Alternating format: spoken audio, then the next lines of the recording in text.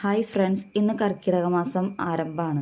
അപ്പോൾ നമ്മൾ പലവരും ഇന്ന് മുക്കുറ്റി നീര് നെറ്റിയിൽ തൊട്ടിട്ടുണ്ടാവും. ഇനിയുള്ള ഈ ഒരാഴ്ച തൊടുകയും ചെയ്യും. എന്നാൽ പലവർക്കും അറിയില്ല ഇതെന്തിനാണ് നെറ്റിയിൽ തൊടുന്നതെന്ന്. ഇതിനു പിന്നിലുള്ള ആയുർവേദ രഹസ്യവും അറിയാത്തവരുമുണ്ട്. നമ്മളിൽ പലവരും ഇതൊരു ആചാരമാണെന്ന് തെറ്റിദ്ധരിക്കുന്നവരുമുണ്ട്.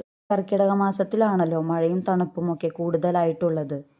അപ്പോൾ ഈ സമയത്ത് നമ്മുടെ ശരീരത്തിലെ വാതം, പിത്തം, കഫം എന്നീ ത്രിദോഷങ്ങളുടെ ഏറ്റക്കുറച്ചിലുകളെ സന്തുലീകരിക്കുകയും നെറ്റിയിൽ ഈ നീര് തൊടുന്നതുകൊണ്ട് നെറ്റിയിലെ നരമ്പുകൾ വഴി കണ്ണിലെ അസ്വസ്ഥതകൾ മാറുകയും ഉറക്കക്കുറവ് പരിഹരിക്കാനും മനസ്സിനും തലച്ചോറിനും റിലാക്സ് നൽകുകയും ചെയ്യുന്നു. ആയുർവേദത്തിൽ ഔഷധ സസ്യങ്ങളുടെ രാജ്ഞി എന്ന് മുക്കുറ്റിയെ വിശേഷിപ്പിക്കുന്നു. മറ്റു ചിലർക്കൊരു സംശയം ഉണ്ടാവാം, എന്തുകൊണ്ട് നെറ്റിയിൽ തന്നെ തൊടുന്നു എന്ന്.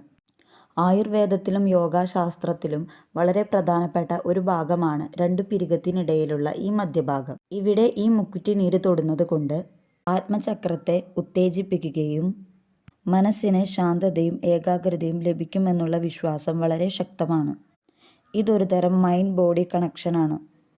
ഇനിയുള്ള 7 ദിവസം എല്ലാവരും മുക്കുറ്റി നെറ്റിയിൽ തൊടുമെന്ന് വിചാരിക്കുന്നു. വീഡിയോ ഇഷ്ടപ്പെട്ടാൽ സബ്സ്ക്രൈബ് ചെയ്യണേ.